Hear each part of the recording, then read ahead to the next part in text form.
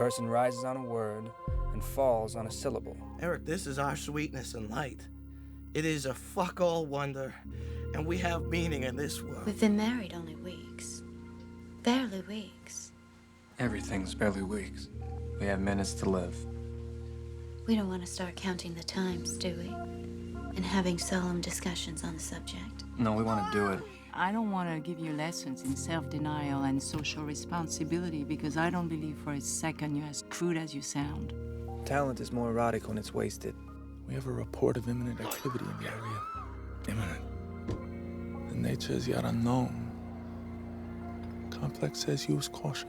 We have a situation here. We have a situation, all right. We have a yuan carry that could crush us in hours. Your prostate is asymmetrical. Something will happen soon, maybe today, to correct the acceleration of time and bring nature back to normal, more or less. This is my mission worldwide to sabotage power and wealth. I am an action painter of creamed pie. Everything in our lives, yours and mine, has brought us to this moment. Why are you here?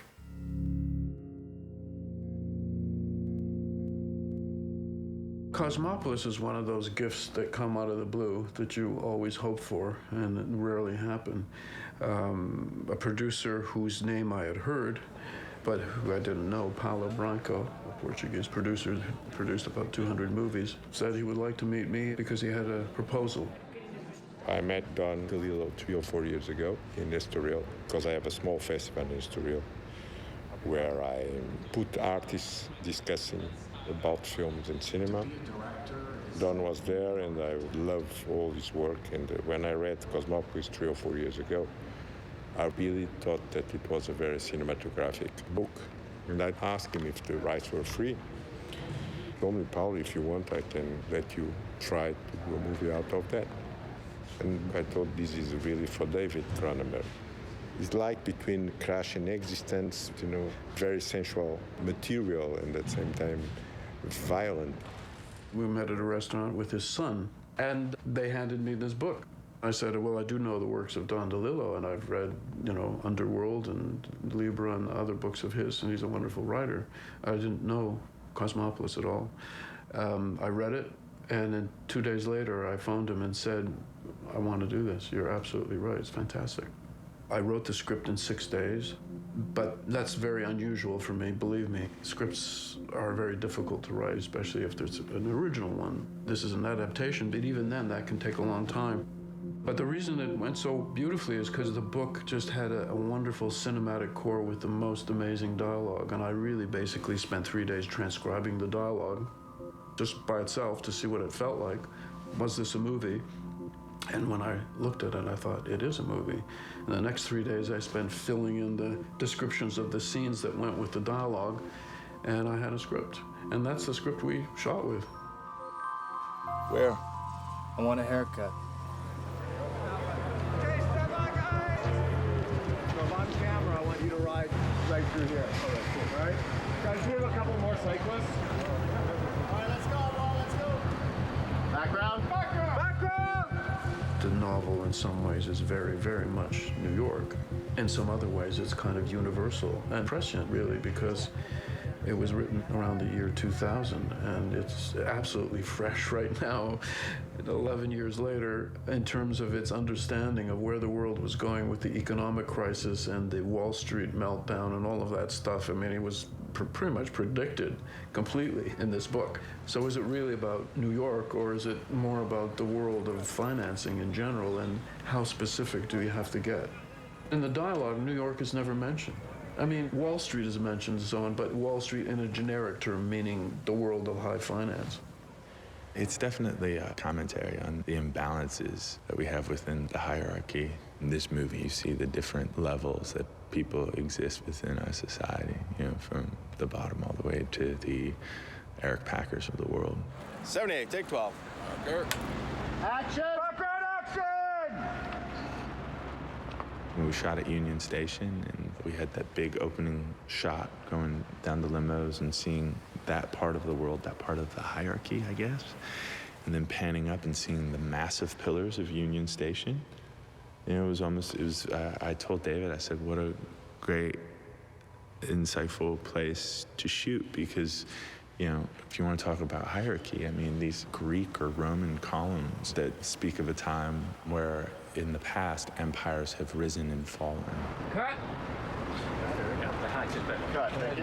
You guys were just background action at that show. What's really in this conversation? It was great. I really got to feel that it was not a generic city that we're in, but a mythological, iconic city, which didn't need to be specifically New York. You know, it sounds like a total cop-out, but I don't think it is. I think it really works for the movie. So literally, it could take place in Toronto. That was the decision, was to shoot it in Toronto. Yes, we will shoot some background plates that are specific to New York. Yes, the streets will have New York street signs. But we are not obsessive about where we are in New York. Show me my car. We're in the limo. Really, that's where we are. Do rehearsal. Crew members, please fall back. Action. This is the story of a universe in a city, a universal city, a city where everyone and everything exists and can happen. And it's the story of our lead, Eric Packer, encountering every possible form of person in the universe.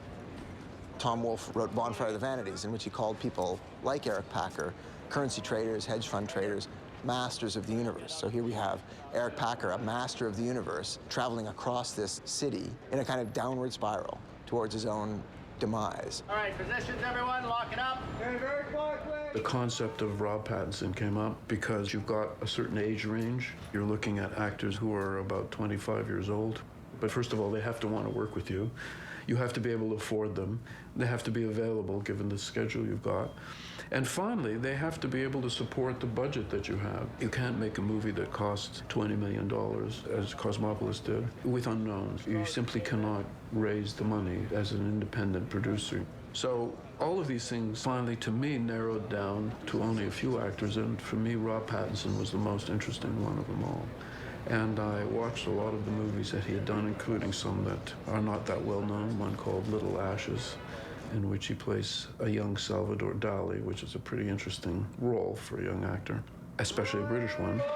Rolling! I'd read the script a year before, and I think someone had just sent me for interest, and I was interested in it, but I think there are other people attached, and I also thought I was too young. I don't know, it was at a point in, I was doubting myself quite a lot, and I was thinking, I'd never get offered something like that, and then out of the blue, it kind of came out of nowhere, saying like, yeah, do you want to do it? Had no idea how I was going to play it, but I was kind of amazed. There's a credible threat not to be dismissed. This means ride cross town. He's had numerous threats, all credible. I'm still standing here. Not a threat to your safety, to his. Who the fuck is his? Cut, thank you, cut. Okay. That's a cut. I thought he would bring something wonderful to the screen. Something that maybe he didn't even know he had, although I have to say, I think if you watch his movies, he's awfully good. I mean, I think the problem is that his fame rests on the Twilight series, which is, I must say, perhaps not the most demanding kind of movie for an actor, just because there's so much in the way of special effects and all of that that the audience loves. Nonetheless, those actors do have to have a particular charisma on screen for those movies to work. And I didn't dismiss them when I watched them as not indicating something about Rob. And look around at any time, or just keep always looking? I like all of David's movies a lot. All of them are incredibly different and incredibly thought-provoking, and there's very few directors who are still really allowed to do that so consistently. He hasn't made a bad movie. Unless this one is the one to just take it all down. Like, it's kind of unlikely. Hopefully. I shouldn't speak to you. Okay, so we will move the counter back. The script is just one of the most original scripts. I mean, probably the most original script I've ever read since I started acting. And no, it's very, very, very, it would be a very stupid thing to say no to. He knew it was good when we sent it to him, and it was the kind of thing he wanted to do. It scared him, but he knew that being scared was a good thing. We know the set is here, so I went a little while ago on Twitter, and when you go on Twitter, all the pictures are coming up. So any Robert Pattinson site will be talking about it, talking about the movie, the set, everything. They don't give you all the information. You gotta put 2 and 2 together, and if you're a true fan, you know where he's at. Every movie he does, we're here to support. The dangers of success for a young actor could be that you're just looking for fans. You know, you love your fan base. You love the fact that you've got fans following you all over the world and following your Twitter feed or whatever, because it is kind of soothing. It's a way of feeling that you made it as an actor. Ready, Walter?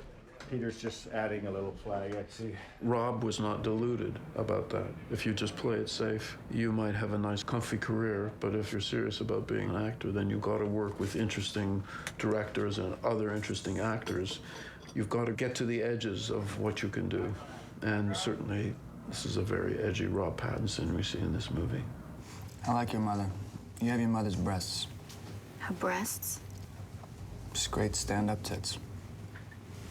I'm a huge film fan, right? I'm a cinema studies undergraduate student at U of T, and working with David for a second time was such an honor that I was so blindsided with the idea of working on another Cronenberg film that I really didn't even wrap my head around working with Rob at all until our camera tests. And people kept saying to me, oh, you know, that's so exciting. You're gonna work with Rob Pattinson. That's so great. And I'm like, yeah, but David Cronenberg, you know? Gonna be working with David Cronenberg. And then we were doing our camera tests and we were sitting in the limo. And I kind of remember just sitting across from Rob. And it was just like, wow, this is so weird. Chemistry on screen is so strange. You have these characters played by Rob Pattinson and Sarah Gadon. They need to have a certain weird chemistry in this movie because they're husband and wife, but they have a strange relationship.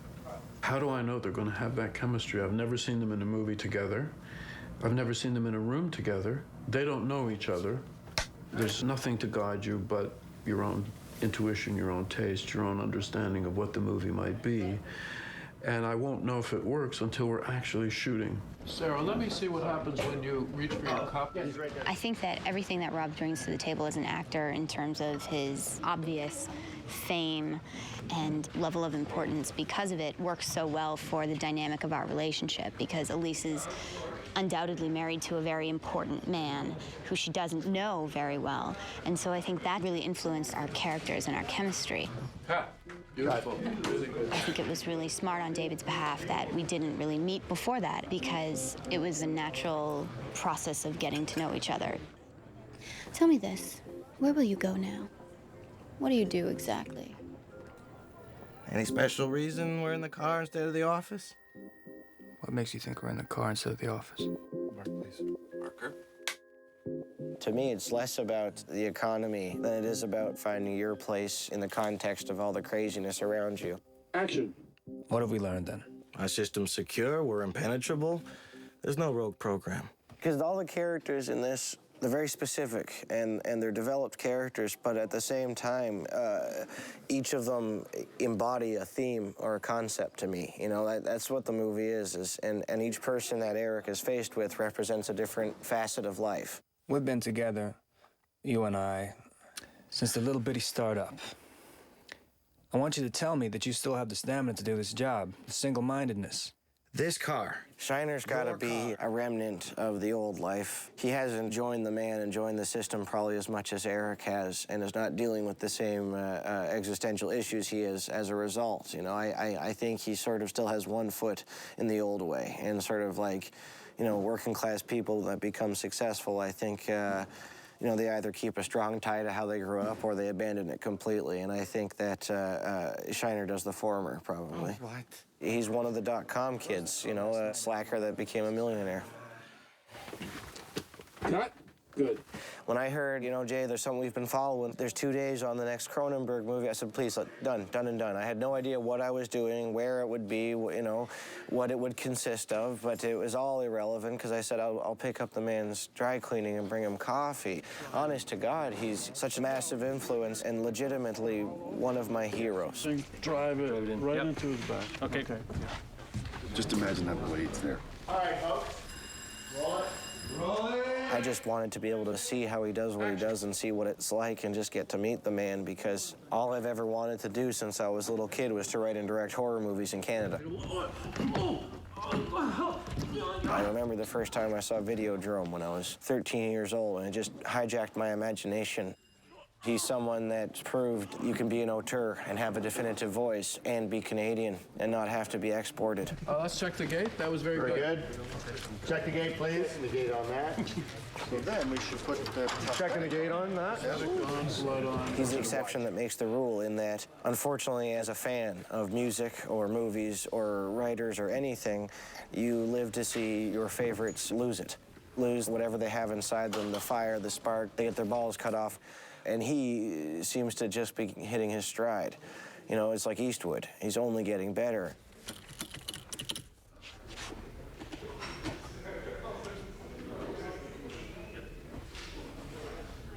There was a time when you had two eyes. Oh, that's right. And that's how he does it. And that's how he does it. Ouch. It kind of hurts behind the knees. Does it? Yeah, you look at it, you go, oh. Oh, I thought he stabbed you behind the knees. This is good. So, I think we're going to need some blood, though. More? Well, yeah, I mean... I didn't put it all there. Yeah, I think here, too, because he was sort of stabbed. So, you would expect there to be more blood. I think so. Okay. How many times have I said that? More blood? I used to have a T-shirt. Yeah, you should have a T-shirt that just says more blood. It did. Well, it's a nice drip going down. Mm-hmm. I can feel it. Okay. Very good. You see what you did? So we will, we'll take it from the top. Really? It is pretty good. To get the overlap. Okay. So we'll take it from the very beginning. See where the camera is? Yeah. Don't get right behind them. Yeah. Keep coming from this side and keep to the side so you can still see them. Keep to the side. And that way, if I roll over, you're upstage of me, which means you've got camera time. Yeah, sure. And then If you kind of can. kick to the sides, stab him in the back and the neck, and just keep stabbing until David yells cut. Quiet, please. Mark, please. Marker. Action. Director Rapp, will this change your policy on the yuan? The yuan is uncharacteristically inflated, making it unstable. So when it drops... Cut.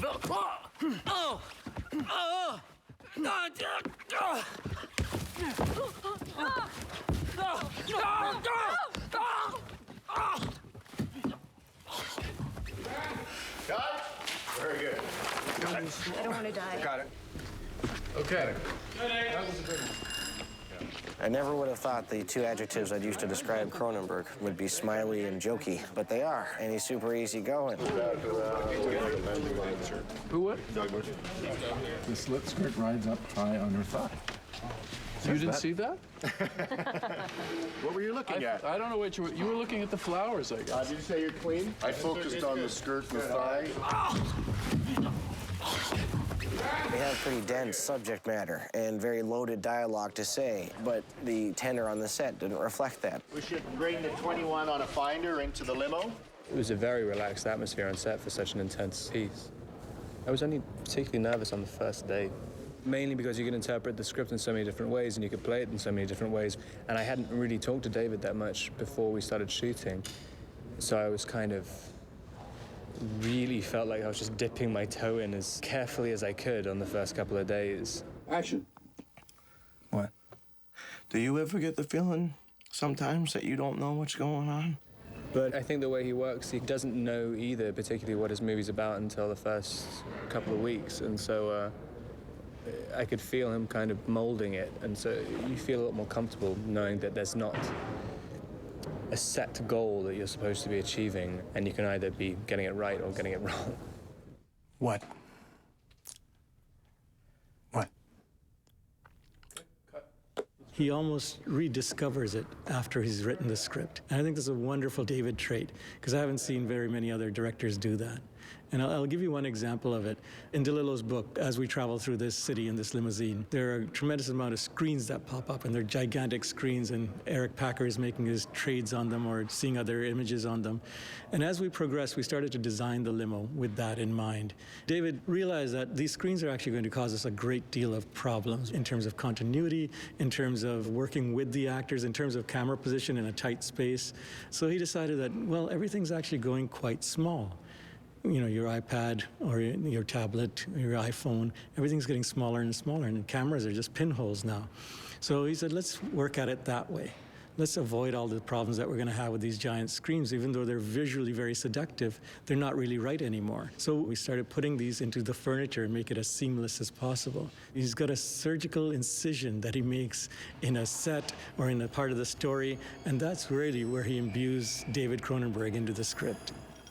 I know there's 1,000 things you analyze every 10 minutes. Patterns, ratios, indexes, whole maps of information. I love information. Eric, this is our sweetness and light. Jay, I thought, was going to play it for just straight comedy, I mean, because he's really funny. I was like, oh, that's good casting, and I kind of had an idea of how he was going to do it, and he did this like really heartfelt performance, which completely shocked me. And it kind of went on from there. I mean, every single person who came in played the opposite of what I expected them to play.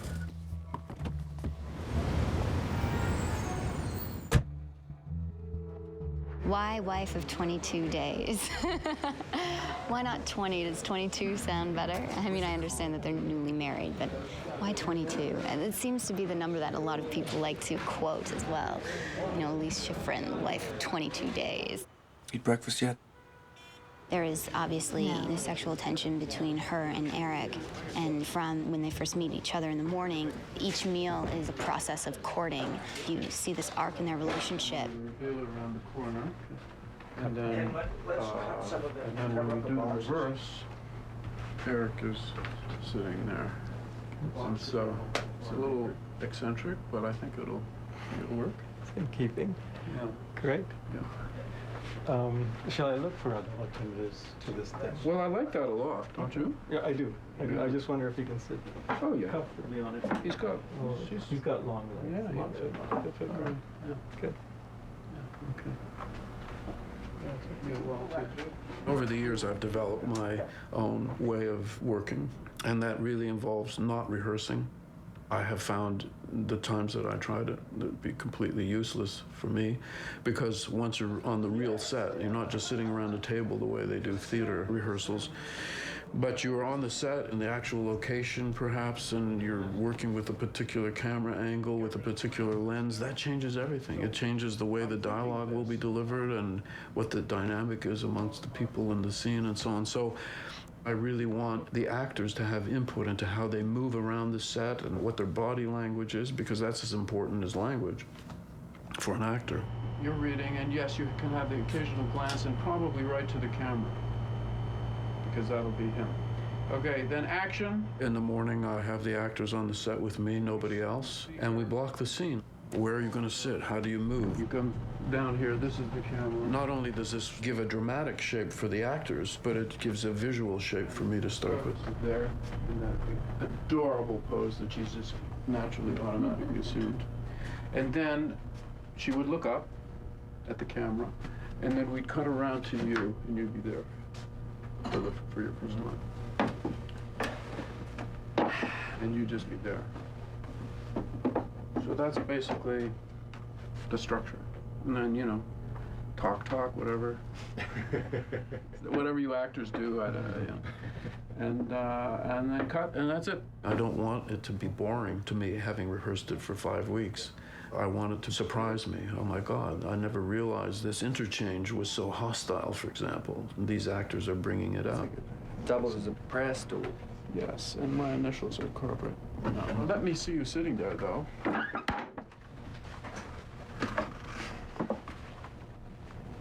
Then we call the crew on to the set. They crowd around, and we perform that. The sound guys know where to put the microphones, and I can start to discuss with my director of photography how we might shoot it, what lens, what angle. It's not a lot of time, so I don't know if we... But if we want to get them both in the same shot, we have to do something like this, and it's rather nice, actually. Sit a little above our line. Then we can replace the steady cam once we've got that shot for the dialogue. All right, so we've pretty much locked it. Yeah, like call me when it's done. So Peter showed you the opening and what you need to do? Yes. Okay. Okay, good. Yeah. Yes. Yeah. So you see her position, Paula? Yes. Okay, good. Yeah, show her the adorable little position. that. All right, guys. David sets up a shot, walks away, sequesters himself. in his trailer with a monitor, and I communicate to him through my walkie-talkie, and then Peter and I set up the shot. Walter. Go ahead, David. Yeah, what I wanted to do, you know, there's a stack of books by Joseph Stalin up there. Yes, these ones right here. Correct. Well, I would want the camera up higher, looking at those and seeing Kendra past that, because I want that to be Eric's point of view. And one of those books may be open and propped up in the foreground so that it would be as though he's looking at it. Peter says he doesn't like Stalin. Point out to Peter that Stalin is dead, but Stalinism lives. Peter says he's not dead enough. He's right about that.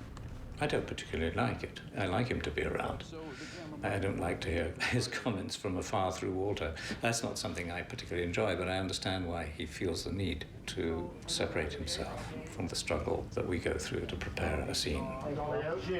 Yeah, this should do it. Ever since you could get a video tap, I've always thought, well, I want to see what's going on the set. Because what would happen is I would come to the set and somebody would have forgotten some element, whether it was the cameraman or the assistant director. So they would have forgotten some element. Maybe the lights were in place and it was wrong. And then I'd come to the set and then we'd have to rely it or we'd have to change stuff. So I thought, well, since we're getting a video tap from the camera anyway, why don't I have one in my trailer or my office or wherever I am at the studio? So I can see as the shot is developing and I can see things that are going wrong. But also I get other ideas, you know, off the set, I'm isolated. I'm not distracted by all the stuff that's going on, people lighting and chatting and doing whatever they're doing, and I'm just only looking at the shot and I can just manipulate it from here. If he holds it with his right hand and he's on the right side of the camera, that'll be a lot better because the camera's going to move right. All right. It's not bad to have some distance and isolation. But once you're actually working with the actors, you want to be on the set. You want to be able to touch them and talk to them. Action! And Kendra? Sarah? I think David's approach to filmmaking is that of an auteur director. When you make a film with him, you're venturing into something that is uniquely his own vision. And working with David as an actor forces you to become a lot more mature in your process because he doesn't do rehearsals and he doesn't have a read-through. I guess he expects you to do all of your work and come to set prepared and ready to work and ready to create this film and this character with him. Cut! And cut. Now, is her look up in regard to seeing her, or is it him saying, recite to me? Who knows? Could be either. Could be the smell of sex. And we missed you here because it takes us so long to get past it. Right, yeah. Just do a little slow down for us. Yeah. You can do it. I thought I would. Oh, nice. Oh, really? Oh, that's interesting. I won't do that. No, it's interesting. I like it. I'm gonna run it by him. No, no. So slow down? So like half the speed, maybe? Yeah, like the first two are fine, and then just while you're in this Kind of area, hooked it. way on the street. Okay. Yeah, and then just do a little slow down, and then that'll allow us to catch up to you. Okay. But I like your thinking. I like that. That's really cool. I think when you're making films in the studio system, you feel a lot more like the work isn't yours. And when you're doing a film with David, I really feel like, okay, so I've made my decisions about this character. I've made my choices about who I want her to be, and this is who she is. So it's very different in that sense. The character is there on the page. I smell sex all over you. David, you know, it's not like he sat down with me and he said, okay, Elise is a virgin. I think you should explore this. Or Elise is sexually controlling and I think you should explore this. It's kind of somewhat alluded to in the script, and then you're left there to sit and think and do research and create a character based on what's already there. Let's clear the background, folks. Every actor works in a different way, and their prep is deep or not deep. I mean, some actors really draw a lot of strength out of background work. They might, of course, read Don DeLillo's book, and then they might read all of Don DeLillo's books. You know, it depends on how they work and what they need to feed them. All right, folks. Stand by, guys. All right, officers, can you hold traffic now? I was reading the book, Cosmopolis, and, I ran into David at an event, and he said, oh, yeah, I don't think you should read the book. I think Elise is slightly different than the book, and I think that might lead you astray. So, of course, I closed the book, I threw the book away, and I didn't read any more of it. But I had really only read about the first quarter of the book, so I'm looking forward to reading it when the film's over. It was really a caution rather than a command. I would say, I don't feel that you have to read the book in this case. Let the script be your guide. Roll it, please. We're rolling. Very quiet, please. Speed. 32, take 4. Action. We don't want to start counting the times, do we? Having solemn discussions on the subject. No, we want to do it. And we will. We shall. Her speech, I think that was really important. Working with Tim Monick to create this Connecticut boarding school drawl. And I think that's also what's kind of brilliant about the two of them, is they're really just young kids trying to be so much more evolved than they actually are. Cut. Okay. If they were older, they should just know better, really. I'll say that faster. And I think because they're young and they have all this power and money and attention on them, that's probably the cause of their demise in the end. Just playing with the rayon. I thought we liked it. Correct? That's where we were doing. Yeah. Okay, so continue. Okay. Give it a good twist. So everyone will raise their heads from their sandwiches. What's your line? A specter is haunting the world! A specter is haunting the world! We're gonna have live rats there. Yeah. Then we'll cut. Then we're gonna put these dummy rats in, which are not live, as you can tell. But they're not. And then he's gonna fling them. You could aim for in there, but sure. I don't know. This might be easier. What's the thing? I don't know the trajectory of the weight of a flying dead rat. No, neither do I. Why don't we rehearse the first part first? Okay. Which is just holding up the live rats. And I think we should just shoot it. Why not? So even better than rehearsing is shooting. Okay, let's put the rats in. And background action. Background. Action! A specter is haunting the world! A specter is haunting the world! A specter is haunting the world! Was biting. Oh, yeah. It's very superficial. The bite that I got is not on this. I didn't break the skin. Will I need a tetanus shot for that? No, I didn't think so. I don't want to put anything, like I've got antibacterial spray for you, which you can do it when you're done. I don't want you to put that on now, though. Because it'll sting. Well, it's going to sting you, but it's also, I don't know what it's going to do to them. Well, they're dead now. Okay. I'm only holding the dead ones. Well, do you want it then? No, I can wait until after. Yeah. That's all good. You know what I mean? If they react differently to the smell or the taste or whatever. I'll come back to life. Well, today we have 5 trained rats plus some cooler rats. Ryan. Cooler rats. I'm just gonna get you. Yeah, they're non-living rats. We're replacing them with the dead ones so he can actually throw them, so it looks like he's throwing the live ones. So it'll be the same thing, except flinging and running up. Okay, so the whole thing. Rolling. You got speed? Yeah. Speed. 39, take 6, pick up. Marker. Action. A specter is haunting the world! A specter is haunting the world! A specter is haunting the world!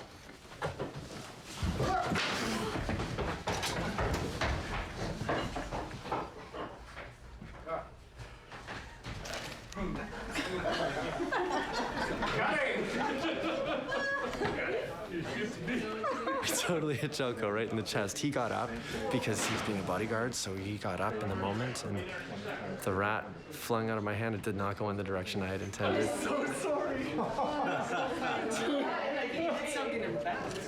You should have caught it.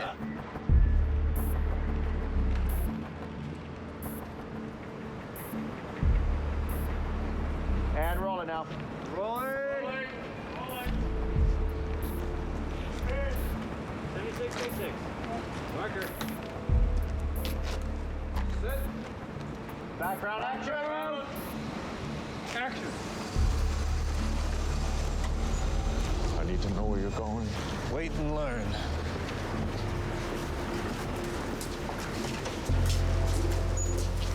Snokes and swim. I took it up when I was 15. It's one of those things a girl takes up.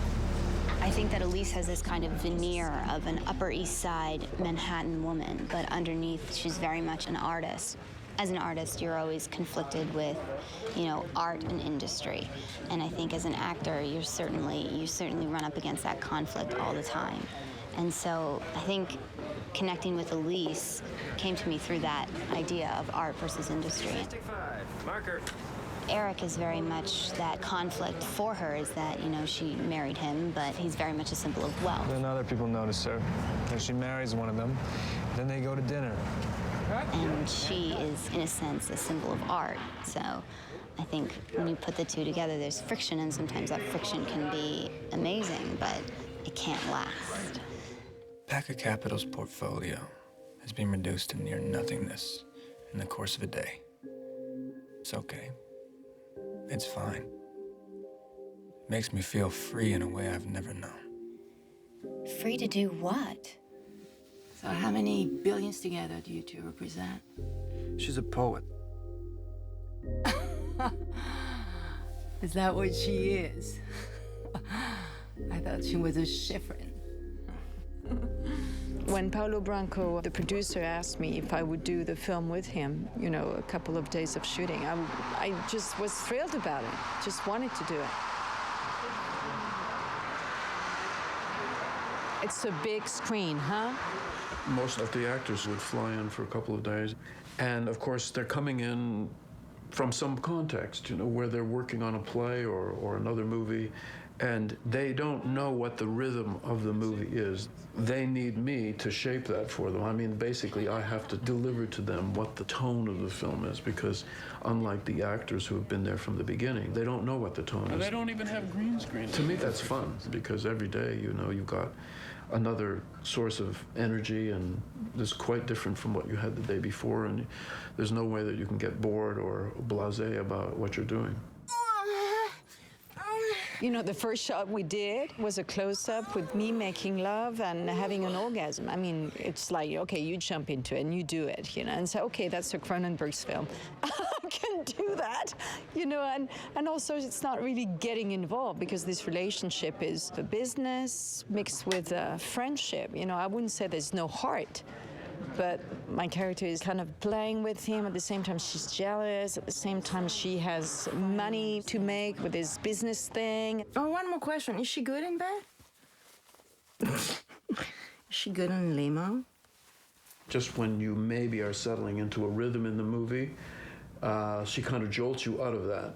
Also, her humor and her sensuality are something that has not been in the movie up to that point. It sort of takes things to a different level for our main character as well, that he would be involved sexually with a very strong woman in the French style, which is to say she's not afraid of her own sexuality, and can mix that with her sense of business, because she's all business in the scene as well. There's a Rothko in Private Hands that I have privileged knowledge of. It's about to become available.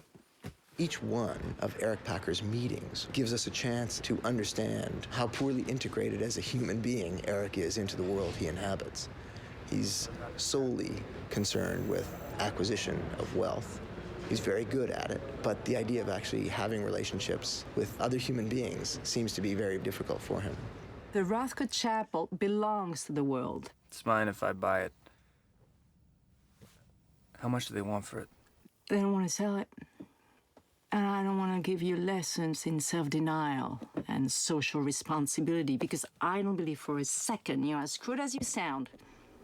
Eric is a character who's got edges. Right. Okay, let's go one more time. Therefore, not necessarily a likable guy. Of course, he has to be attractive dramatically, in the sense that we want to watch him, we want to be fascinated by him. Normal state. He's a recently iconic kind of guy because he's a mid-20s billionaire. How much? There are a lot of those around these days, what with the internet billionaires emerging in the last couple of decades. And what does that do to you as a person to have that kind of success and that kind of power when you're that young and immature? I remember what you told me once. What's that? Talent is more erotic when it's wasted. What did I mean? When I came out of the scene, I said, it's a little depressing. I don't understand why Why am I in that state? But I think it's about this feeling of being lost, this feeling of emptiness. It's kind of interesting to play. And also the way of shooting, because there's this camera, almost nude camera, in this limo and just the actors. There's the first camera assistant, you know, doing the focus and everything, but otherwise you're totally alone because the whole crew is outside of the limo. So it feels unnerving for me in a way because I like the humanity of shooting, you know, when you're sharing with others. There you're sharing with the microphone, you know, David saying, let's do it again. What does that mean? It's just, what did I mean? What did I mean? What did I mean? Yes. What did I mean? Yeah. I could not really be in the limo with my actors. But that's good. But I also did talk to them in person because, of course, I was only a few feet away from them. Okay. So it wasn't as disconnected as it can be. Let's get that actress in here. See if we can figure out what to do next. Robert, can we get you in, please? It's very rare that directors now, they're close to the camera. They're mostly controlling everything from the frame point of view and not from the reality point of view, being there at the moment when it's happening. So it changed the whole relationship with the director and within ourselves as actors. It's different. We feel a little left out. But I think my character is so alone and left out. So, I mean, the mixture of feelings of my character and me, Juliet, the actress, is a little mixed. Inside the limousine is like acting in a canister or a tunnel. And at times, the boom operator was curled up in a ball on the floor, and the focus puller was standing or kneeling on top of him, pulling focus on the camera, which was squeezed in between the two of them. So I think it got pretty hot and steamy in there sometimes, even when Juliette Binoche was not there. So how much do you think? The car is so restrictive and uncomfortable. There was room for one person at a time to do the work, whether it was for props or lighting, only one person could go in at a time. My options were strictly limited. There were very few places from which I could light without being in the shot. So let me see that spike on your heel if you twist your foot. Yeah. I mean, you were playing with it anyway.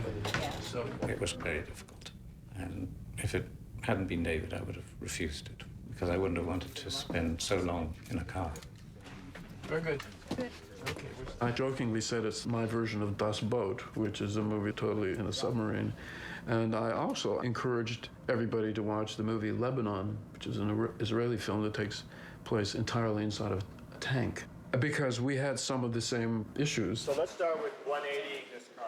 All right, 1, 2, 3. Of course, the limo is a set, and it had to be modular and come apart. We bought two cars. One worked as the exterior, and the second car we absolutely gutted because we wanted the shell in order to figure out how we could actually get enough walls wilding in the car so we could get all the camera angles that David might require. The car comes apart in about 21 different ways. We wanted it to be as flexible as possible and give him as much latitude as he would like. So when we first started designing, I'd done a little model that he and I looked at, and I could see him getting quite excited when I started pulling off sides of the model as to how his shots could be. It has a very elusive feel to it, this car. We didn't want it to look like any other interior of a limousine, yet we wanted it to be recognizable. The idea was to put in things that are somewhat familiar, but just off kilter that you wouldn't recognize them. So in terms of the furniture, I designed the furniture on the inside of the car based on shapes and grills and kind of trims that you'd find on most outside of sports cars and things like that. We changed Eric's seat, which would be a double seat at the end of the limousine, to a single one, into a throne for him per se, because from there he controls everything. David wanted Robert to be in the same spot always, like in this powerful position of sitting in front of his limo, and I'm like bouncing from one place to another. Was I expecting you? And I didn't know whether it could be really free or I had to stick into one spot. So I took the risk of moving around, not doing the same thing always, from one take to the next one. You try and see, you know, it's like animals. They try and they see the limits, and then they have to behave in the limits. But you've got to try and feel the wall there. Can we move you over a little bit so you're more like where you would really be, sort of more centered, yeah. If everything was set in different scenes and you could move around everywhere, I mean, I would literally have been going completely loopy. But just having to stay in the seat the whole time, it really forces you to behave a certain way. And it was nice as well having the other actors come in every single time, and none of them were ever as familiar as I was, apart from Jay Baruchel, who was doing it on the first day with me. After that point, no one had been in the limo as much as me. So they came in and had to figure it all out for themselves, and I was always comfortable in my seat, and I could just observe whatever they were doing to figure out their performances, which was nice. Everyone else felt alien in my domain. All these limos, my God. You can't tell one from another. What's the charm of identical? That I'm a powerful person who chooses not to demarcate his territory with singular driblets of piss is what? Something I need to apologize for? I want to go home and tongue kiss my Maxima. My first day, I run into the limo, so I was thinking there's an exterior and an interior, and I called the AD and I'm like, are we doing the exterior or interior? And they're like, oh, no, it's all green screen. They've built New York. And I'm like, all green screen? Does this mean that I'm gonna be like jogging in front of a green screen and Robert's gonna be on a stool? No. When they say they've built New York, like they've actually built a whole street.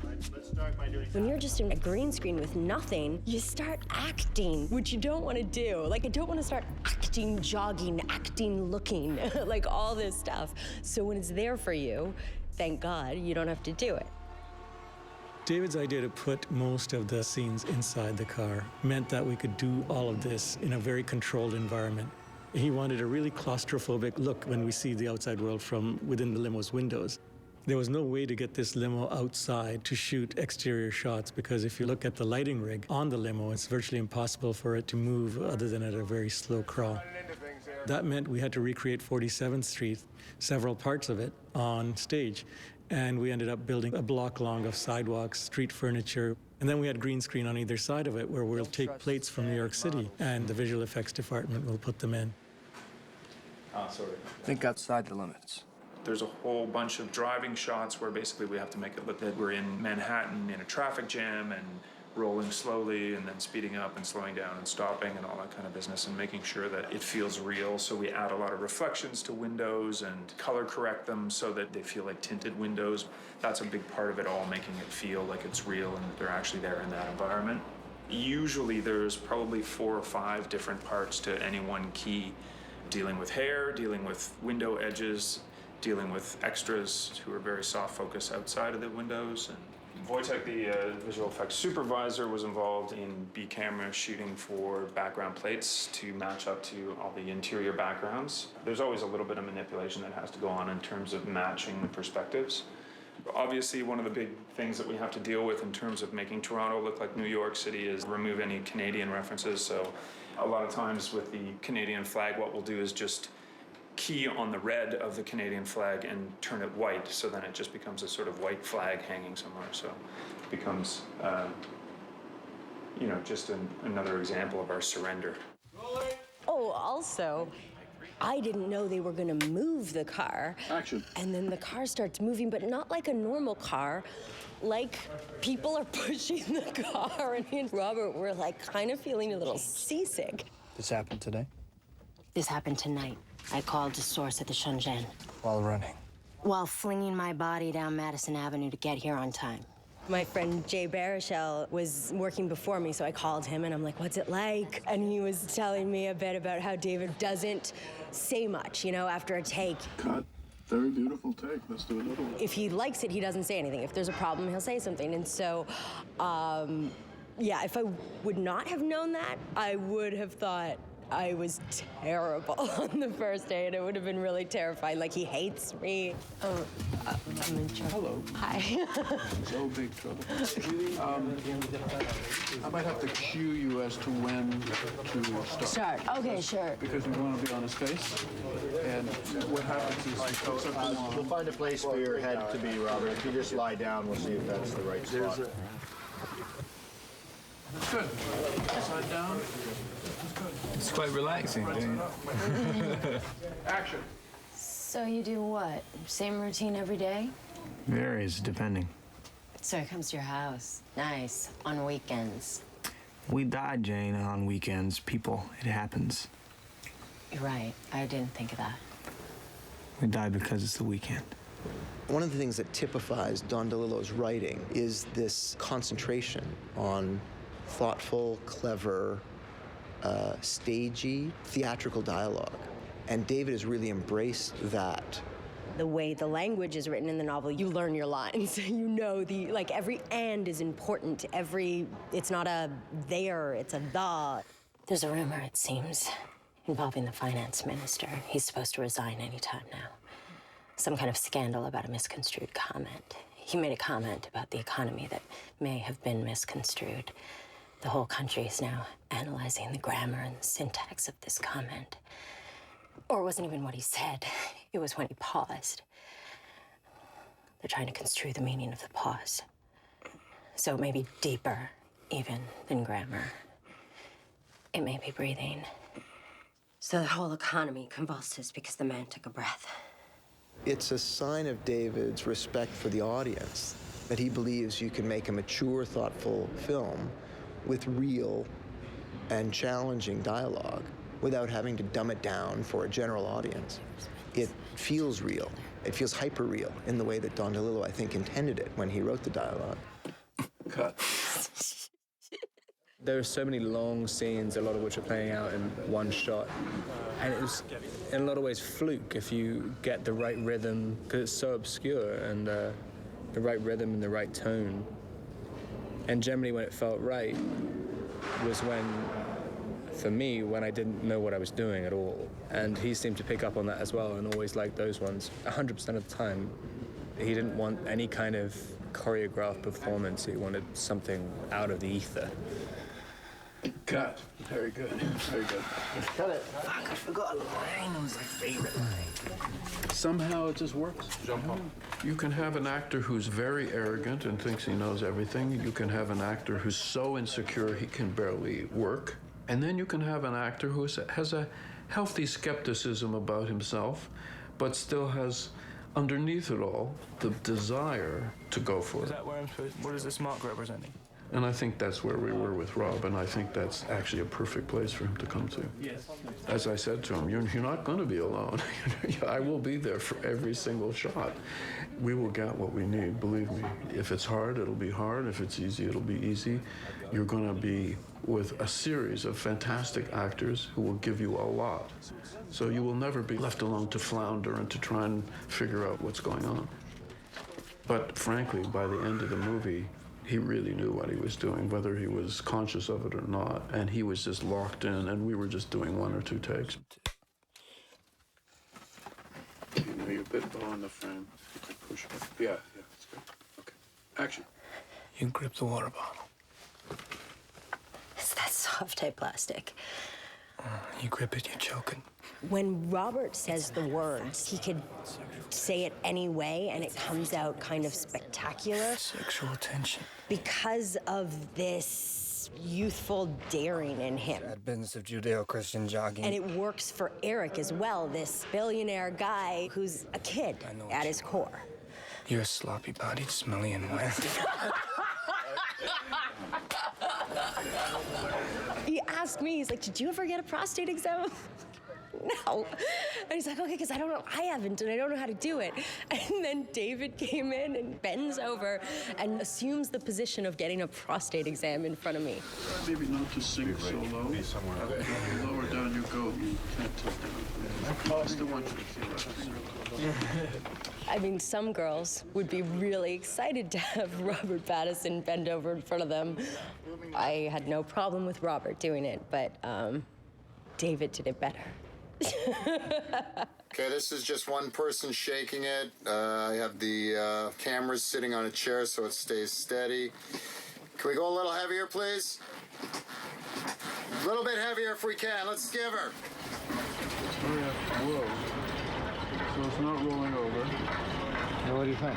I think it's good. Okay, cool. I think that's enough. All right. Definitely. Yeah. Great. There we go. It's the post-riot limo. Woo. Of course, it's just 2 of us, but they have a cast of thousands that would have originally done it. So it's taking us a little bit longer, and we have to do it in an artistic fashion. Fascist pig! Genius. Salvador Dali couldn't have done better. And the reason we have 2 people doing this is because it takes one person to do it and the other person to tell him when to stop. What a shot. Perfect. That's exactly where I was thinking it should go. That one you don't want. So this is our computer-generated reference. As you can see, we followed it verbatim, but they didn't give us reference for the other side, so we get to use our creative license. Do you not try this at home?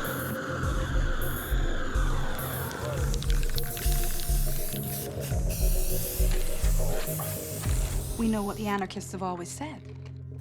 The urge to destroy is a creative urge. Destroy the past, make the future. Once we're rolling, when I call rat, you'll be able to hear me call out 3, 2, 1, drop, at which point the effects guys are taking over. Okay, change it, guys!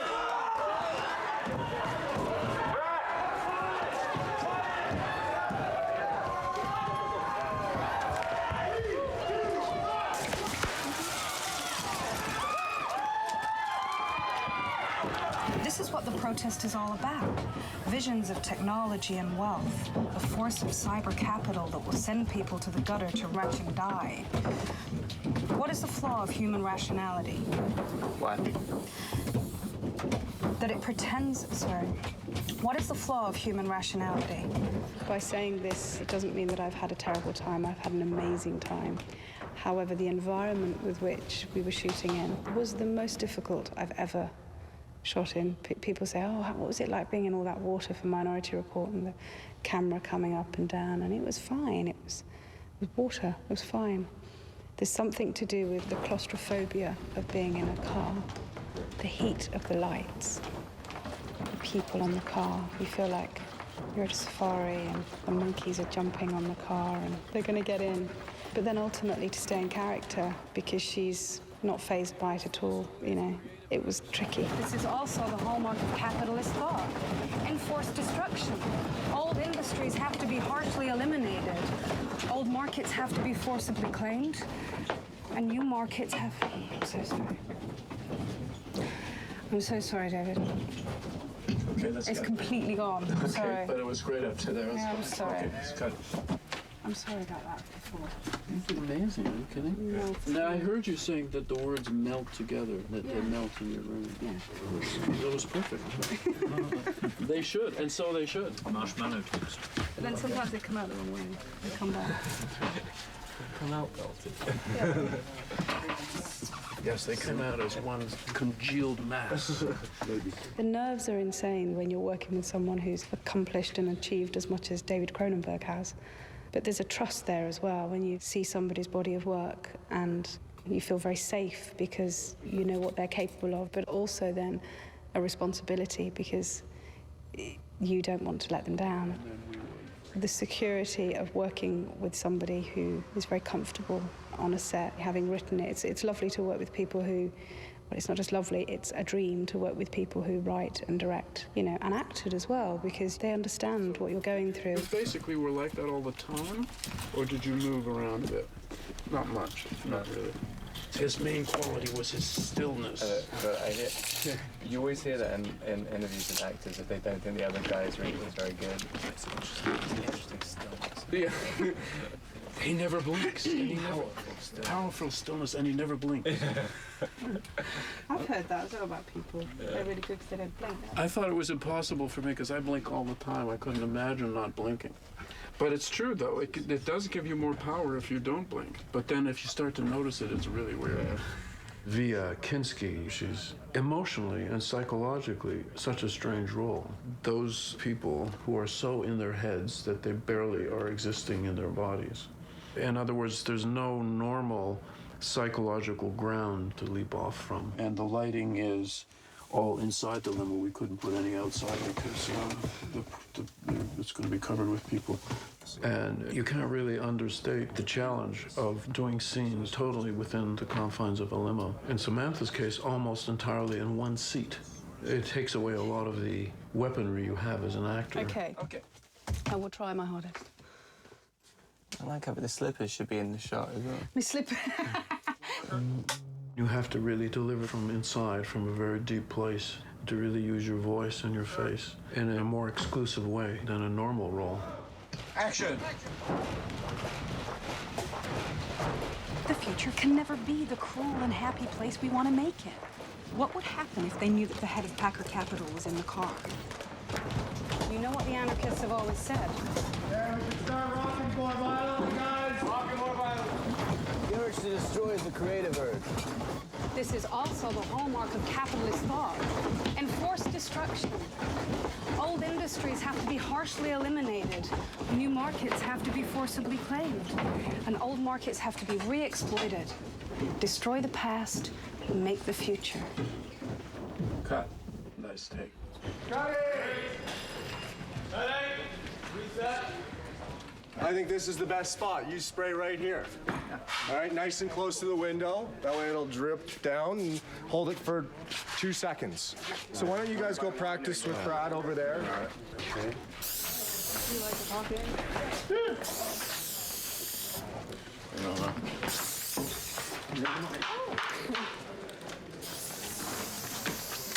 That's how I'm moving. And background action. Action. Action.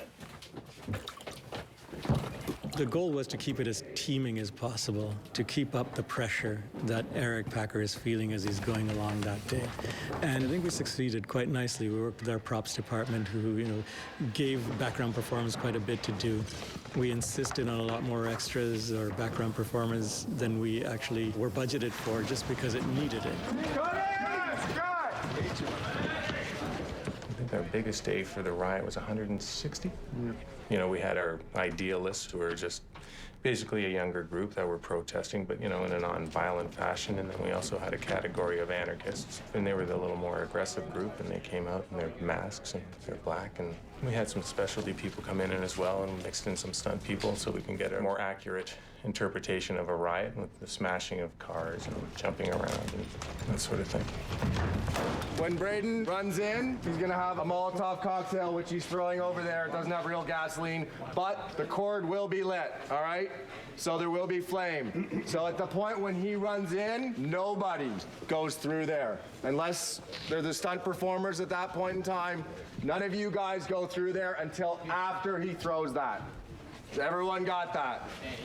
So you guys are on that side? Yeah. I'd like to do a test. So let's load that thing. Back everyone off from here. You can make a couple steps forward. Okay. Fire in the hole. And fire! Okay. All right, good. Hey, let's use that gun. And you're going forward. You're getting people out. And then you're right on his heels. Background! Go, guys, go, go. Action! Action!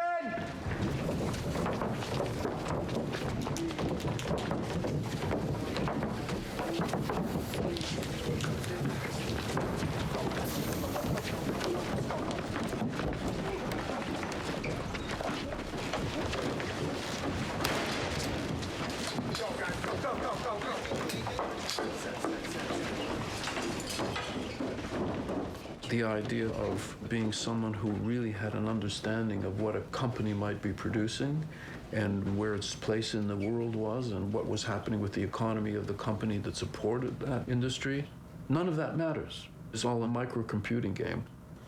I was reading fascinating articles about how there's a struggle to get your computers closer to Wall Street and to various stock exchanges because the fiber channels would be shorter, and therefore you would, by micro-milliseconds, have an advantage over people who were a little further away and their fiber cables were longer, And that's suddenly what the investing is all about, rather than anything to do with actually producing something useful for people, something popular, something that people buy. What is the measurement called a nanosecond? 10 to the minus ninth power. This is what? 1 billionth of a second. I understand none of it. There are zeptoseconds. Good, I'm glad. The octoseconds. 1 septillionth of a second. Because time is a corporate asset now. Eric is totally bound up with that kind of micro-technology. It has nothing to do anymore with reality, actually, or humanity. Either come from this way, and he drops them. Yeah. Or what if he just blocks him and throws him that way? Why does he have to hit him? Yeah. Okay. Let's see that. Spin him. Yeah, spin him. Okay, so take him out like you did with a punch. Get Flint as he comes in. Stop him. Block him, and then just throw him out. So let's just look at that. Okay, so the first one. Right here. And the second one. Block, punch him.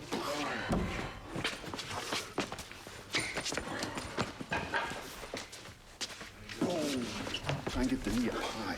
Yeah. Because you don't see it too much. Oh. But if you get it up high, because you can, because you're tall, right? Oh, yeah.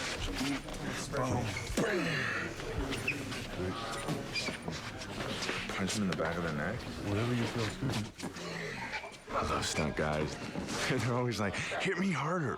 When you grab me by the neck, really strangle me. And you're sitting there going, like, look at my hands. Like, I don't know if you... No, when you grab me, pop my eyeball out. They always want to get the best shot. It's always stunning to me how committed they are. They were fantastic. Kevin, once you're comfortable, you can go change. I'm all... Okay. Yeah. Go change. Good. All right. All right. So, kicks and butts. Spectres haunting the world. Spectres haunting the world. Spectres haunting the world. Spectres haunting the world. In the novel, he gets out of the sunroof to see what's going on. And then the guy with the brick is trying to hit him, and that's why there's that look. And I left it in the script, but I knew that we were not going to have a sunroof. It felt like, because there's so much happening, No, it doesn't make any sense, and you'd never be able to see it in there anyway.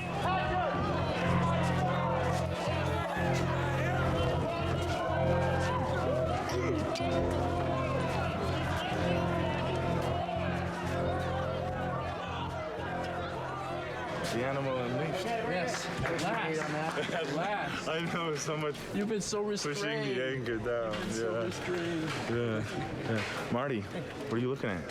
No, I was looking at him. Fuck him. 1 year the day after the G20 riots. Yeah. Right. No, it's the Canucks. The Canucks. Come on, that was a better riot. It's a week. Did you watch the YouTube footage? It's unbelievable. And it's so strange because people are, nobody's angry. They're just having a great time. Unlike the G20 where people were angry. People were angry at the cops, though. Well, yeah, but I mean, they didn't have a political agenda or anything like that. They just thought, hey, let's burn stuff. That's really fun. It's total herd. Yeah. Everyone feeding up. And they're just standing around and kind of ruminating. It was very odd. That's what was so disturbing about it. It's not like a normal riot where you have very angry like people. These guys. These are really angry. These are angry people. Let a fine machine degrade in public. That's a scandal, man. Everything's a scandal. Dying's a scandal, but we all do it. You ain't heard, Brother Fez. What? Dead died earlier today. I don't know this.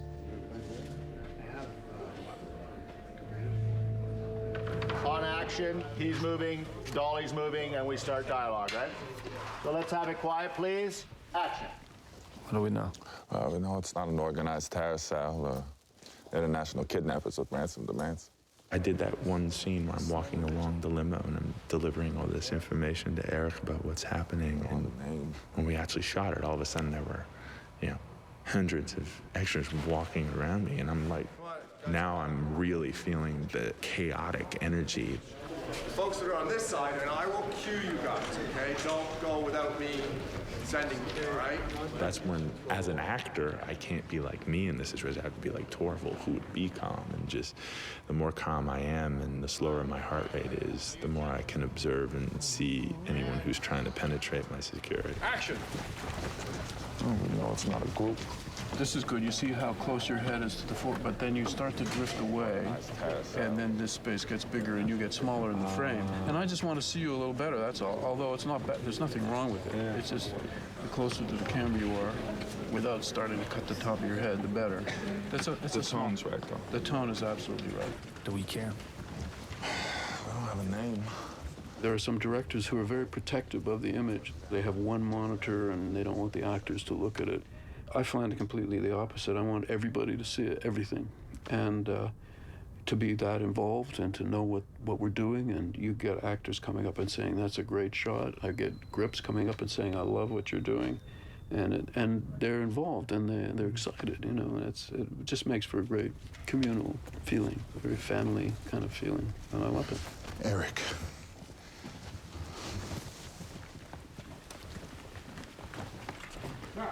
Cut it. Cut it! There's so many people. I know it's gonna sound crazy what I'm saying, but it almost sounds like, you know, I'm going to church, and he's like the pastor. And he's coming to bring the good news. You know, he has that vibe, like, you know, when he speaks, you're like, okay, tell me more, tell me more. And when he walks on set, we're all like students, we want to listen. Okay, what do we do, sir? You know, we're eager to open up our textbooks and start writing things down. Especially given the kind of movies that I normally make, it's kind of strange to say that it's love that really motivates the set. And it's kind of sucky, too, I have to admit. It sounds terrible. I mean, it's not just love for everybody that we're working with, but love for cinema, love for the movie-making experience. That looks pretty good. Are you comfortable? Yeah.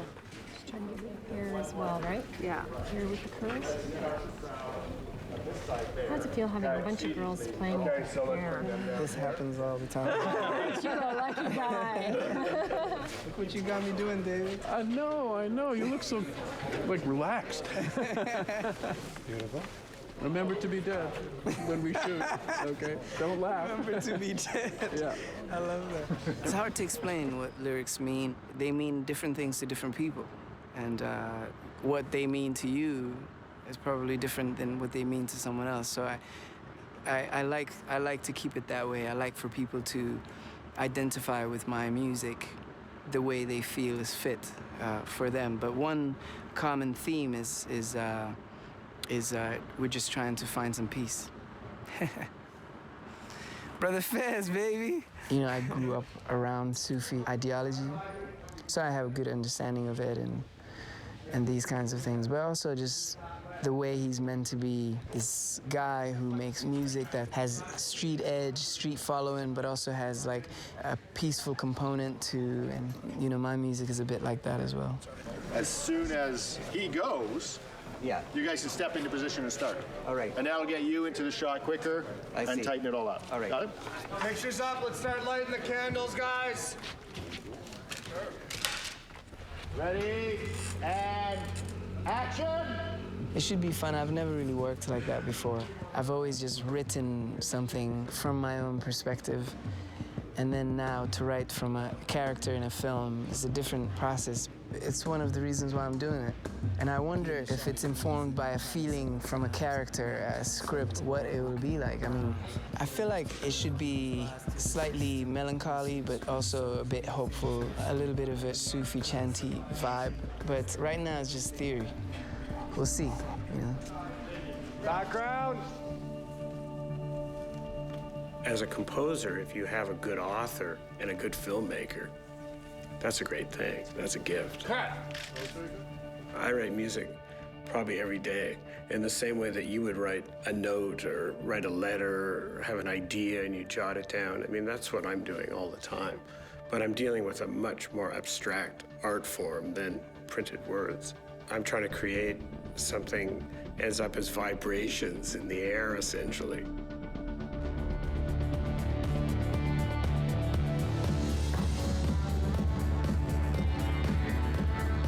Give it, and camera.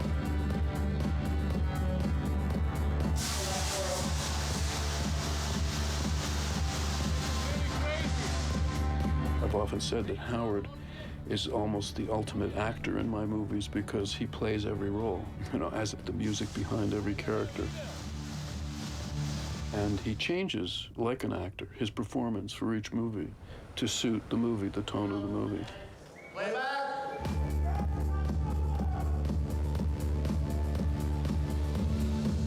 Camera action. Keep going. Keep going. This is very crazy. I do the research, I think about what I want to write, and then I write it. So the process of composition is not a team process. That's me, you know, alone, absorbing the film, absorbing the book, and then writing pieces that relate to it. Music? Okay. Too loud, so what? It is beautiful how they dance.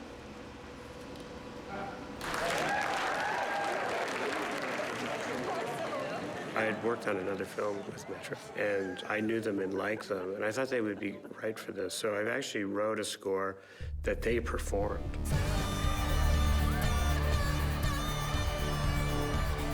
It was very collaborative, and we worked fluidly back and forth. They didn't work so much with the film, they worked just with the score that I wrote.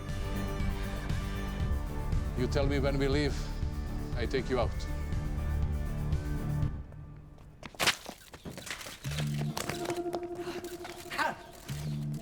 It's actually eerie how accurate the movie is because the book was.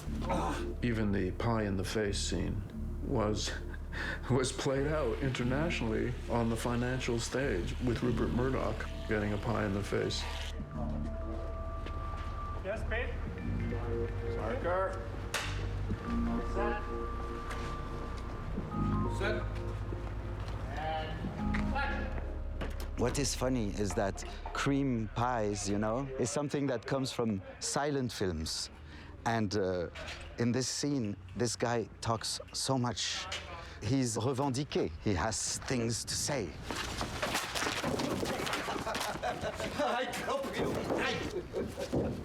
I think this film will say something absolutely terrible on the times we are living. There is something between the people that have power in a car that doesn't see the world and what is collapsing all around. That is a metaphor that only Cronenberg, I think, could grab. So with an accurate and very funny but scary. It's a scary film. Today you are aimed by the Bastard assassin. And this is my mission worldwide, to sabotage power and wealth. I am 3 years waiting for this. Oh, it's freshly baked only, don't worry. I passed up President of the United States to make this strike. Is it a new film that you are doing that now? No, I don't. I just had to that time. No, I take what. Oh, no. No, because I don't hear the mic. Okay. I will try not to do that. Yeah, sorry. I know, the hair. That's why we didn't put the mic in the hair. So it was the hair, not normally, but. But that time it was the only way I could stop. Like, no, okay. He's fighting, so. But we'll I'll do well, yeah. Some more. That's good. No, at the beginning, in fact, I succeed to escape. I know the sound engineer for a long time, Jean Mugel, and he told me 1 take, 2 takes. No rehearsing, because he has confidence in people. No, but it's good. I try to go quicker, but very good take. Sometimes that's the strange thing. Where is the control? You don't know. This is my mission worldwide, to sabotage power and wealth. You know, I didn't used to think that I liked actors because when you're a young director and you have a 2-week shooting schedule for your entire movie, as I did for my first movie, actors are kind of like the bulls in the china shop, you know. It's very fragile setup. You don't have much room to move as a director. They're incredible pressures to deliver the shots in a very limited amount of time, and you've got special effects, you're crashing the car, you're shooting somebody, and then you've got these dialogue scenes with actors that are emotional. I am beaten and kicked by security so many times that I'm walking dead. And at first I felt if the actor would say, why don't I do this? I would be afraid to say, the reason you can't do that is because we don't have time to shoot it. You can't go over to the window because we can't light the window. You have to do it here. But I gradually realized that actors can, in fact, be your collaborator, and that if you tell them what the problem is and ask them to help you with it, they will. Do you want me to chase him more? No, I mean, if you could grab him and pick him up, and if you do grab him and pick him up, if you do, turn him to the camera. Okay. Don't forget, because if you grab him and hold him, but you're here, so as long as you're sideways or towards us. Yeah. But just, I mean, the rest of it was good. You weren't, you know, the blocking was just sort of. I was trying to stay. That's right. It didn't have much. But try and grab him. Sure. Because that was nice. I'll pick him up. Yeah, great. Fantastic. And I'll throw him.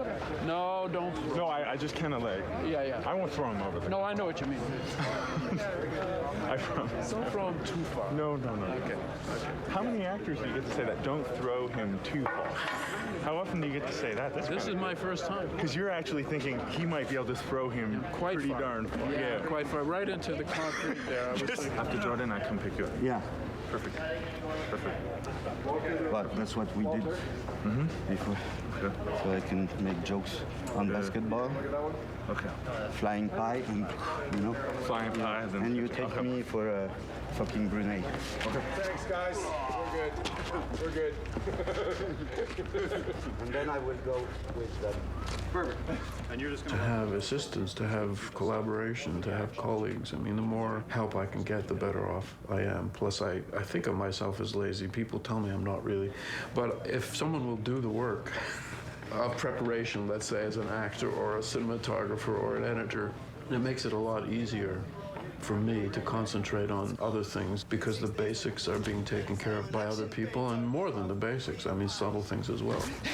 One night, I fall from a tree on Michael Jordan. Yeah, the famous flying pie. It's video museum quality for the ages. And I kissed Sultan of fucking Brunei in his bath. C'est un cadeau. I mean, I don't know if you say gift in English, un cadeau. It's an idea from Paolo Branco, who is my father in movies. I started as assistant director. I did all jobs on films produced by Paolo since I'm 17 years old. And I think he had the idea, and he talked to David about that. And I think David was okay. And when I arrived with the plane, they wanted me to go to the hotel. I said, oh, can I just go directly on set? I want to see him work.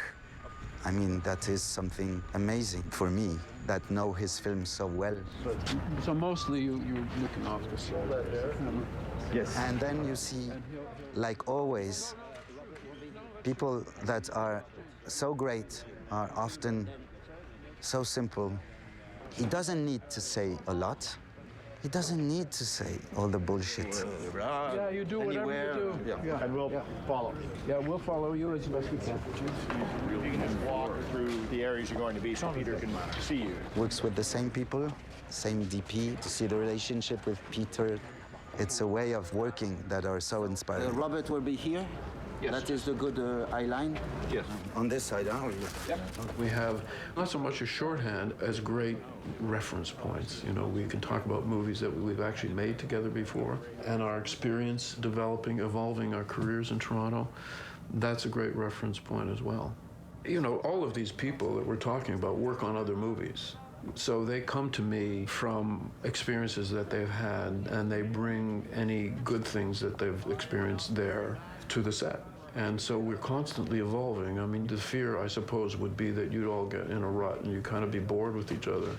But that never seems to happen. You know, it's only we were so excited to come back together again and to crack the nut that this new project is, because it's different. And the cast you're working with is different. So there's enough that changes that you don't get bored. Cosmopolis is unique because it takes place over one script day. You have one costume for each person, and so you really have to nail it in the beginning. With Rob Pattinson, he starts off with his complete suit, then he ends up with a shirt and the pants, but it's still part of that one costume. And for every person in the film, they have one costume. It was difficult at times because people flew in from everywhere. Matthew from Paris, people from London, from the West Coast, and everybody would fly in about a day and a half, maybe if I was lucky, 2 days before we shot. You get sizes and sometimes they're not correct. So it was very tricky.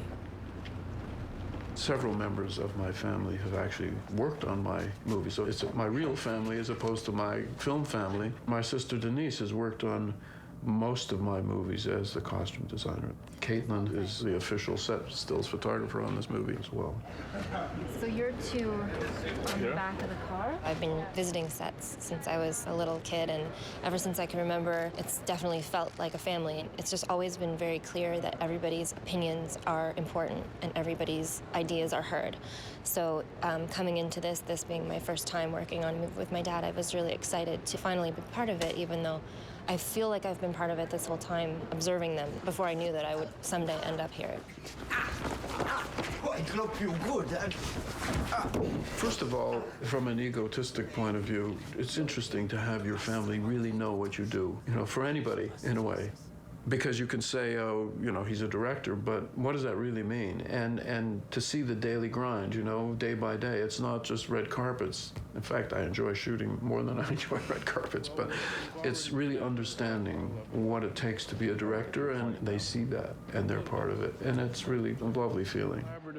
You know, the thing is that David loves to have family around. We have a very loving, good family, and why not? You know, the bottom line is that he's always said, which is true, your family is going to do the very best they can for you. I was sort of thrown into big films with him at the beginning, and I think that's with Caitlin as well. You know, you just get thrown in and you do it. I just feel like I'm high now. I'm connected. Guys, I'm playing high. Don't mind the pie. I never did anything to you. Because the set in the limo was so incredibly tight, we devised this new method of taking stills where I will crawl into the limo once the entire scene has been shot, and I will just sort of sit where the camera was, and the actors will reenact the scene for me. You know, it's a different way than I've done before, and it's a different way than most people are used to, but it's worked out incredibly well for us, so I'm able to properly capture it the same way that they're capturing it for the movie. And in all the other sets, too, they're so incredibly detailed, and it's just been really, really great to make sure that I get the same shots that the camera's getting. Let's get some stills here. Give him a good kick. Everybody's gonna. That's gonna work in the still. Rob is a really incredible actor, and I completely respect everything that he's doing. Sometimes, by the time the take is over, he's ready to be slightly more relaxed when the stills happen. So, you know, if he's gonna sass someone, it's better that he sass me, because my camera can't hear him, so it's a bit of a different process. Let's go. There's still someone tracking you. Still someone out there. This was a petty incursion. Next time, no pies and cakes. Dessert is over. Yeah. He's out there, and he's armed. I'm treated as an employee. There's never really any kind of social interaction or anything like that. So I'm just doing my job, trying to keep him alive. In a way, I kind of feel a little fatherly. Just now. What? Report from the complex concerns his safety. I question his decisions, but like any father with an adult son, you can't make decisions for them. You can only try to guide them the right way and provide them with information. But we still want what we want. And he never really takes my advice. Maybe my dad feels that way with me, too.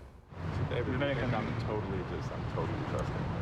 Absolutely. There's no reason that you Not any reason. This is the last thing that you or the audience would think would ever happen. It should make sense after the fact, but not before, you know. Like, we just shot a sex scene that was really about you. You weren't there when we were there. You didn't know that.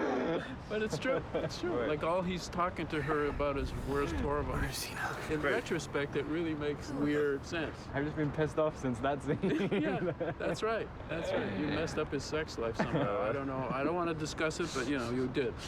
Okay. Okay, so just approach from there. We just take the end of the walk. I think that with Robert, because of the kind of fella that he is, it would be very easy for us to be chummy, buddy all the time. But I think that we're probably both holding back on it a little because, you know, you kind of gauge your connection within the piece and you try to resonate the same way in real life. Only I definitely like Robert a lot more than Torvald likes Eric. You put it up to your mouth and you say Nancy Babbage. Then you hand it to him. And then you just, I mean, you rather than, so in other words, you keep talking a bit. You don't give it to him right away. You hold back a bit. Sure. Yeah. Let's see how that works. Be handed over there, then I can talk to the gun about what he's saying. That's true. And in that case, the other idea is you hold it up to his mouth to say Nancy Babbage, like it's a microphone. Yeah, that's cool. That would be good. Nancy Babbage. No, but this is a crucial moment. Yeah. Be serious. So am I that close to him when I'm shooting? shooting? Sure. Just hold it sideways to him. But don't move too far away from him. This is gonna be a big headshot. Yeah. You know what? That's not a bad angle. Under the chin, honestly. It's good. I'll try to find a way to do it in one shot, you know? It's just more shocking if you do it in one shot and it feels more real and it's so close. You can't do it otherwise. You have to. Well, since I've been working with him, so the last 6 films, I have seen a change in David's filmmaking style. His style has become very minimalist. This film especially.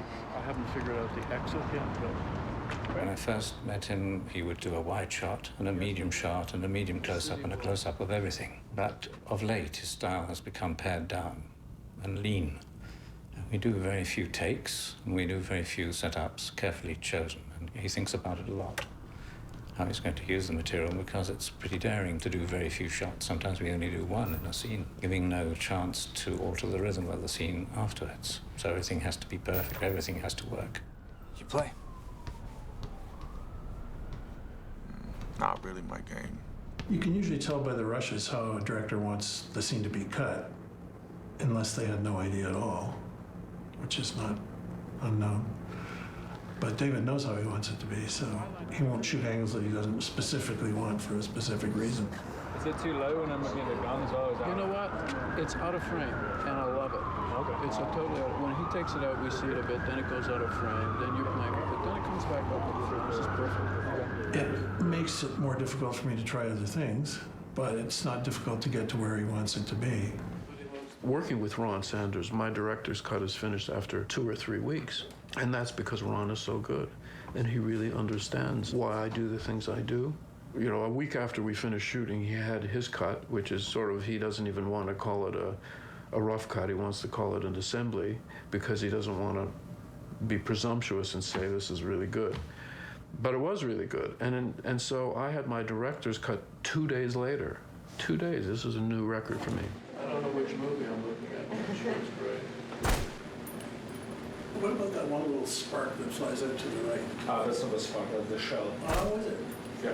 Well, and then we'll hear the shell fall. The big moment, yeah. It just pops out of nowhere. It was funny because my agent, when she says read it, there's some real twists and turns. She wouldn't tell me what was going on. And then when I got to that point, I thought, oh, wow, this is a breakthrough in their relationship or something. Like, they're starting to connect in a deeper way, thinking, oh, wow, they're going to become friends. Not quite.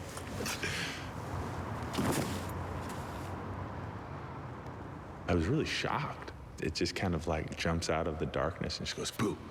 Yeah, that last moment. So it's my last moment. He's so knowledgeable about the world. He tries to stay so educated about contemporary events that they become unreal to him. And so even when people are shooting at him, and even when he shoots someone himself, it's not reality, it's all just to feel something. It's like he's gone through the sort of finding yourself phase of adolescence, and they're not only not finished it, but it's kind of spiraling out of control. And also combined with phenomenal intelligence and analytical skills, he's just driving himself crazy. Jesus Christ, he's just trying to get a fucking haircut. It's just a guy in a car. Action. David and I had a conversation right at the beginning about the format on which the film would be shot, and he decided that this would be the first film on which he would experiment with digital photography. So the entire film is shot on a new ARRI Alexa digital camera. When I've seen everybody in still photography acquiring digital cameras, and David, I've seen him buy I don't know how many digital cameras. I stuck to film, but last year I had the feeling that the days of film were severely limited, and so I said, let's try a digital camera. Yeah, George, if you keep your arms straight, that puts you in the light nicely. How's that? That's good. 143, take 2. This is my first time without film. What counts is the final result on the screen. There are some frustrations associated with it on the way to getting the result, but the result is very, very good indeed. It looks like film, but it's better than film. It's got more detail, greater subtlety, no scratches, no jiggle from the projector, but above all, it's beautiful to look at. and it's very sensitive to low light. Yeah. Okay. Well, I can so we bring can the flip guys back in and forth. We'll do it in sequence then. It was definitely my desire to shoot chronologically. It's often not important. But I think in this movie, because so much of it is on a set, we could shoot it chronologically, and I thought that would be really helpful for me, because then I could watch it evolve before my very eyes and gently guide it. Whereas if you're shooting the last scene first, where the actors don't know how they got to that point yet because they haven't had that journey, that can be very tricky. So were you going to do this with one shot? No. Oh, good. It's not a cliched concept, the script, because the psychology of the characters is so strange and unusual. Nothing was obvious. And we were all kind of inventing the psychology in a way to make that unusual dialogue work. Much as I love the pie on your face, I think we need to not have it, because I've sort of been assuming you'd have it on your face right to the end of the movie. But in fact, I don't think you can. He makes comments about everything else. Yeah, you would say something like, why do you have pie on your face? It's not, and I really don't want to make an issue out of that, because we've got enough other stuff going on, Well, do you want me to add some lines in? No, I don't. Okay. I think we got enough. Thank you. From 3/4 of the way through the movie on, then there's a build to something, and that kind of helped to shoot it in chronological order. But for the first, definitely for the first half of the movie, he's just having experiences, so it doesn't really make any difference. Ever seen such ratty hair on a human? He wants his hair to be destroyed, and you're the man to do it. Oh, does he really? Oh, I'll take that as a challenge. He's just constantly looking for something, and every day is exactly the same, and he doesn't know what he's looking for. I need to leave. How come? I don't know how come. That's how come. He has a descent to the end of the movie, which is totally unaffected by anyone other than Benno. I mean, there's something just going on inside his own head.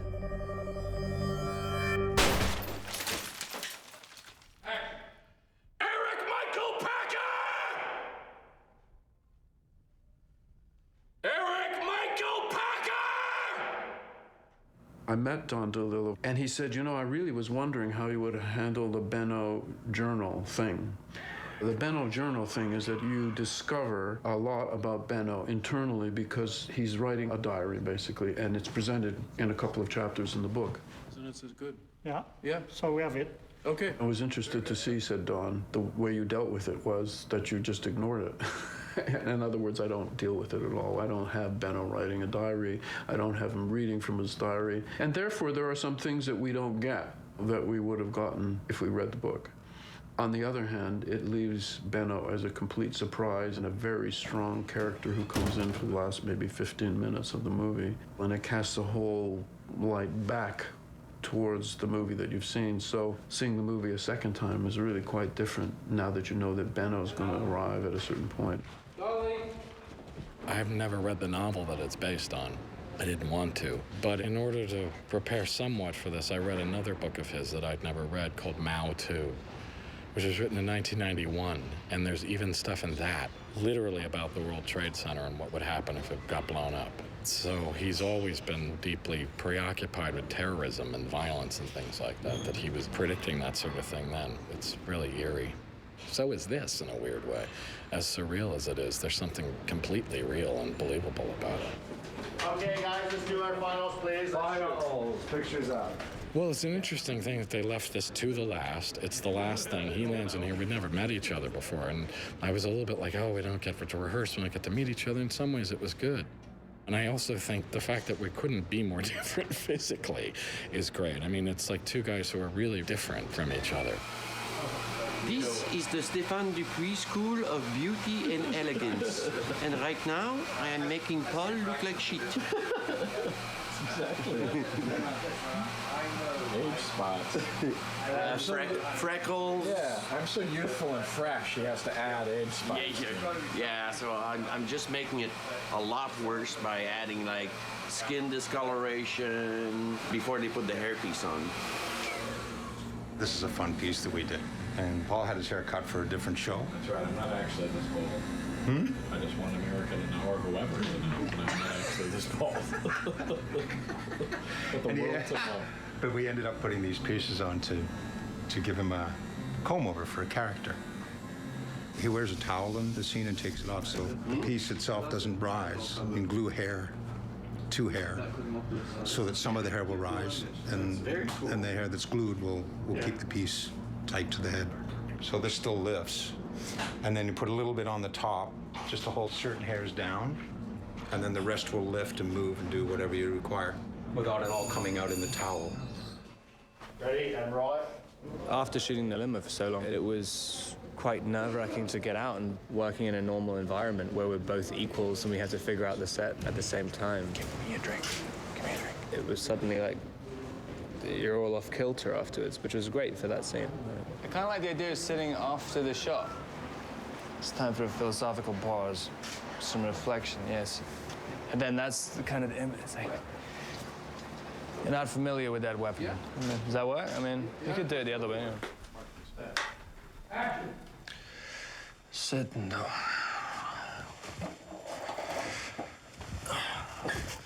sit and talk. Had a long day. Things and people. Time for a philosophical pause. Robert, just everything about him seems really right. I mean, he does have this unearthly quality. But what was great of what I've seen of what Robert did is that there's moments where you just see the mask that he's wearing slip just a little bit, and you can see that there's somebody in there who doesn't know what the fuck is going on, you know? And so it really comes off in lots of ways in this scene, I think. Why are you here? That's the first thing I said to you when I came out of the toilet. I noticed the toilet. The first thing I noticed when I came out of the room. I actually thought that was perfect. What can I say? Who is directing? Is it Dean? Is it your agent from England? Is she in your trailer? That was great. I think we should just check. There was that small overlap, right? I know, but that's, It's a fine. small overlap.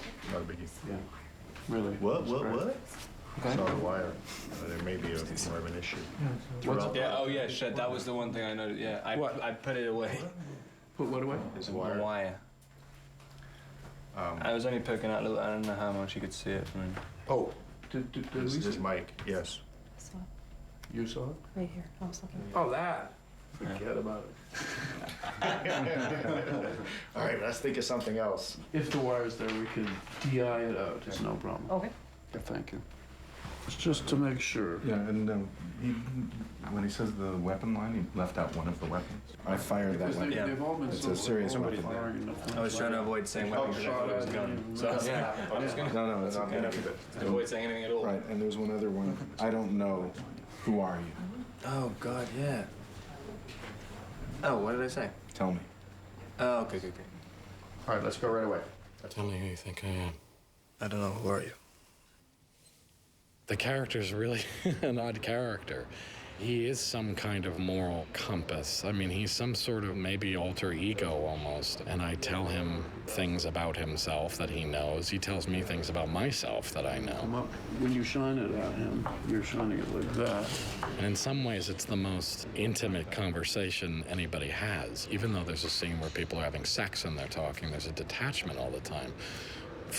Either from him or from both people. And this is actually the one conversation where they're not so detached. So that seems to lend it some kind of different weight.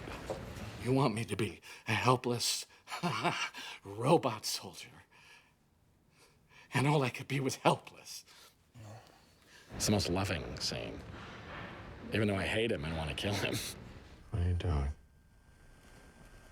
I don't know. Maybe nothing.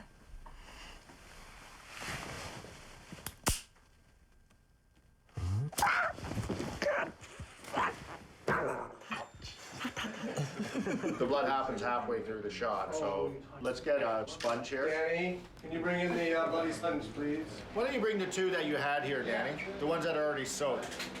It should be enough. Lean forward. That's when you palm it. come up, and then Benno comes over, and then we get the running blood.